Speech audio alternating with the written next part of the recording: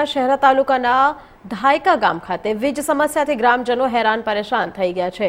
તો આપણે જણાવી દઈએ કે જ્યારે વડફાડિયા પાસે આવેલ વીજ ડીપી ખુલ્લી જોવા મળ્યા સાથે તેમાં ફ્યુઝ પણ નથી। જ્યારે વિક્રમસિંહ સોલંકીના ખેતરમાં પાછલા 1 વર્ષથી જીવંત વીજ વાયર વાળો વીજ થાંભલો નમી ગયો છે। ખેતરમાં નમી ગયેલ વીજ થાંભલો ગમે ત્યારે પડી શકે તેવી પરિસ્થિતિ હોય, જેને લઈને ખેડૂત દ્વારા અનેક રજૂઆતો MGVCL કચેરી ખાતે કરવામાં આવી હોવા છતાં પણ આ બાબતને કોઈ ગંભીરતા લેવામાં નથી આવી, જે બાદ સ્થાનિક લોકોનો આક્રોશ આ સામે જોવા મળી રહ્યો હતો।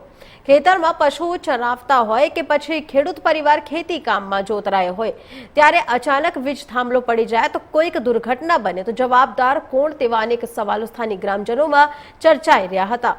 MGVCL દ્વારા પ્રી મોન્સૂનની કામગીરી તાલુકામાં કરવામાં આવતી હોય છે, ત્યારે આ વિસ્તારમાં વીજ થાંભલાની આજુબાજુમાં ઝાડો ઉગી નીકળ્યા હોય તેમજ ખુલ્લી વીજ ડીપી જોવા મળતા અનેક સવાલો સંબંધિત તંત્રની કામગીરી સામે ઉઠવા સાથે પોતાની નૈતિક ફરજ ક્યારેક બજાવશે આ તંત્ર તો જોવું જ બની રહ્યું છે।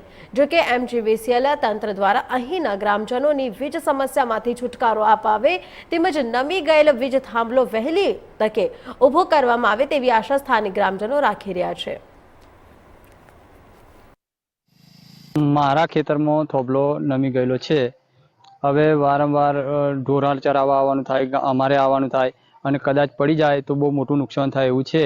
એટલે થોભલો ઊભો થાય અમારો એ કરી આપો અને અમારા ગામમાં જે વારંવાર લાઈટ જાય છે એને કમ્પ્લીટ સારી રીતે કરો એ જ છે।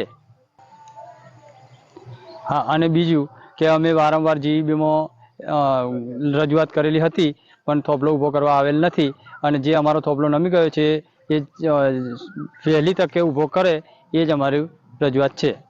હું ગામ ધાયકાનો મારા સર્વે નંબરમાં વીજ થોભલા 3 ફેઝની લાઈન ચાલુ છે। અંદર 1 વર્ષથી થોભલો નમેલો છે। વારંવાર GEBમાં અમે રજૂઆત કરીએ છીએ તો છતાં પણ રિપેર કરવા આવતા નથી।